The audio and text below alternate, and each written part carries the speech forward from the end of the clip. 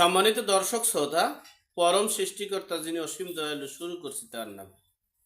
আজকে একটা গুরুত্বপূর্ণ বিষয় নিয়ে লাইভে এসে হাজির হয়েছি। ডক্টর মোহাম্মদ ইউনূস, তিনি অন্তর্বর্তীকালীন সরকারের প্রধান উপদেষ্টা। আপনারা ইতিমধ্যেই মিডিয়ার মাধ্যমে জানতে পেরেছেন যে বাংলাদেশে একটা তত্ত্বাবধায়ক সরকারের প্রজ্ঞাপন জারি হয়েছে। এই আইনটা পাশ হয়েছে বাংলাদেশ সুপ্রিম কোর্টের মাধ্যমে। এই আইনটি পাশ হয়েছে। সেখানে এই অন্তর্বর্তীকালীন সরকারের যে বিধি বিধান বা যে নিয়মে অন্তর্বর্তীকালীন সরকার গঠন করা হয়েছে আর তত্ত্বাবধায়ক সরকার যেটা আইন পাশ হয়েছে, দুটা এক বিষয় নয়।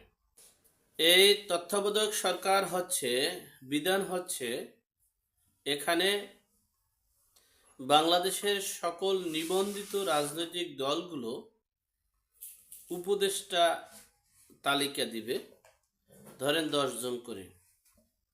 সেখান থেকে নির্বাচন কমিশন বলেন, আপনার মানে যিনি দায়িত্বে থাকবেন, তারা দায়িত্বে বলতে তত্ত্বাবধায়ক সরকার যে পাশ হয়েছে, তাহলে আমাদের এই অন্তর্বর্তীকালীন সরকার বলতে কিছু নেই। এখন স্পষ্ট হয়েছে, বাংলাদেশের সংবিধানে নেই, কোনো আইনে নেই, কোনো বিধি নিয়ম নীতিতে নেই। তাহলে আমরা যে তত্ত্বাবধায়ক সরকারের আইনটা ফিরে পেলাম, সেই তত্ত্বাবধায়ক সরকারের মাধ্যমেই কিন্তু আমাদের এই নির্বাচনটা দিতে হবে।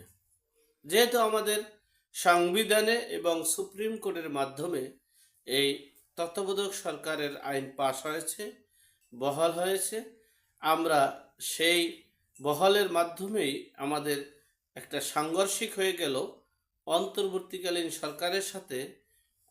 তত্ত্বাবধায়ক সরকারের একটা সাংঘর্ষিক হলো। যেহেতু অন্তর্বর্তীকালীন সরকার বলতে কিছু নেই, এটা সংবিধানেও নেই, প্লাস কোনো আইন কানুনও করা হয়নি, সেহেতু এটা একটা অবৈধ, এটা বাতিল। আমার মনে হচ্ছে যে সংবিধানের যদি এই যেদিন থেকে এই তত্ত্বাবধায়ক সরকারের প্রজ্ঞাপন জারি হয়েছে, সেদিন থেকে আমাদের অন্তর্বর্তীকালীন সরকারকে বাতিল হয়ে গেছে। তাহলে বাতিল যদি হয়ে থাকে, তাহলে এখন এই তত্ত্বাবধায়ক সরকার গঠন করলে সদ্য বিদায়ী বিচারপতি, প্রধান বিচারপতি, এবং তিনি সকল রাজনৈতিক দলের একটা তালিকা নেবে। সেই তালিকা অনুযায়ী তিনি যাচাই বাছাই করে উপদেষ্টা পরিষদ গঠন করে এরপরে নির্বাচনী পরিবেশ করবে। সুতরাং এখন আমরা স্পষ্ট হয়েছি, অন্তর্বর্তীকালীন সরকার বলতে বাংলাদেশে এখন আর কিছু নেই। আর অন্তর্বর্তীকালীন সরকার বলতে আমাদের সংবিধানেও নেই, আমাদের কোনো আইন কানুনেও নেই। সুতরাং ডক্টর মোহাম্মদ ইউনূসের পদ শূন্য হয়ে গেছে।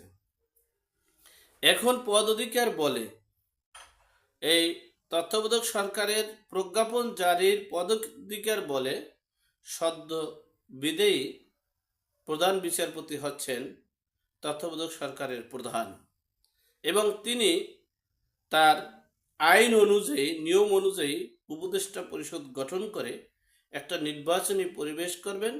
সেই পরিবেশ অনুযায়ী তিনি এই নির্বাচনের সকল রাজনৈতিক দল নির্বাচনে অংশগ্রহণ করবে।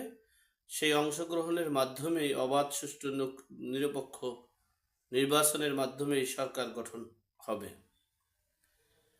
এই হলো আমাদের অন্তর্বর্তীকালীন সরকার অবৈধ এবং তত্ত্বাবধায়ক সরকার বৈধ, সেই বিষয়টা। এরপর আসেন নির্বাচন। নির্বাচন মূলত একটা সংবিধানের বিধিবিধান আছে। নির্বাচন হচ্ছে 5 বছর অন্তর অন্তর। একটা নির্বাচিত সরকারকে এর মেয়াদ 5 বছর। সেখানে যেহেতু এখনও সংবিধানে 5 বছরের মেয়াদ আছে, হাইকোর্টেও সেটা বহাল আছে, এটা নতুন করে কোনো সংস্কার বা সংযোজন বিয়োজন হয়নি, সেহেতু 2024 সালের জানুয়ারিতে যে নির্বাচন হয়েছে সেই নির্বাচনের যে সরকার আছে সেই সরকারের সকল সরকারটাই এখন সংবিধান মতে বৈধ, যেহেতু তারা কেউই পদত্যাগ করেননি। সংসদের কোনো এমপি, মন্ত্রী এবং প্রধানমন্ত্রীও পদত্যাগ করেননি। এখন বিষয় হচ্ছে যে যারা নির্বাচন চাচ্ছে তারা এই ছাত্রদের গণ অভ্যুত্থানকে মানে ব্যর্থ করার চেষ্টা করছে। ছাত্ররা জীবন দিয়েছে একটা নির্বাচন দিয়ে সরকারের হাতে ক্ষমতা দেওয়ার জন্য নয়। এখনো যারা পঙ্গু আছেন তারা বুঝে যে যন্ত্রণাটা কত। সুতরাং নির্বাচন 29 সালের আগে হচ্ছে না, এটাই আপনারা একমাত্র চূড়ান্ত সিদ্ধান্তর দিকেই আপনারা যেতে পারেন। এর পরের তো চিন্তা আরও পরে।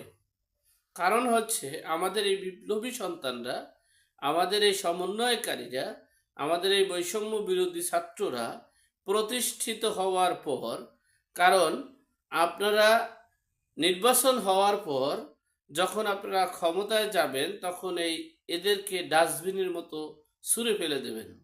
আপনারা এখনই যেসব কথাগুলো বলতেছেন, যেসব কথা সমন্বয়কারীদের বলতেছেন, এই মানে বৈষম্য বিরোধী ছাত্রদের বলতেছেন, তারা হাড়ে হাড়ে টের পাচ্ছে। সুতরাং একটা সরকারকে হটাইয়া, একটা ফ্যাসিস্টকে হটাইয়া একটা বড় ধরনের ফ্যাসিস্টকে আবার বসানোর জন্যই কিন্তু তারা আন্দোলন সংগ্রাম করেনি, এটা মাথায় রাখতে হবে। আর সবচেয়ে বড় বিষয়টা হলো, আপনাদের একটু স্মরণ করিয়ে দিচ্ছি যে ডক্টর মোহাম্মদ ইউনূস বলেছিলেন ছাত্রদের গণ অভ্যুত্থানের মাধ্যমে এই বিজয়, আর এই বিজয়ের মাধ্যমেই ছাত্ররা আমাকে এই চেয়ারে বসাইছে।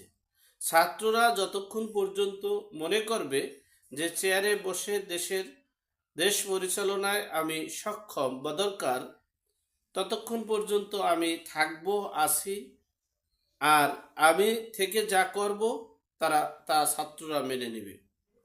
বিষয়টা নিট অ্যান্ড ক্লিন। কিন্তু আমি বলবো বিএনপি যারা করেন অথবা বিএনপির শুভাকাঙ্ক্ষী যারা, তাদের মাথায় যে কি আছে একমাত্র আল্লাহ পাক রব্বুল আলামিন জানে।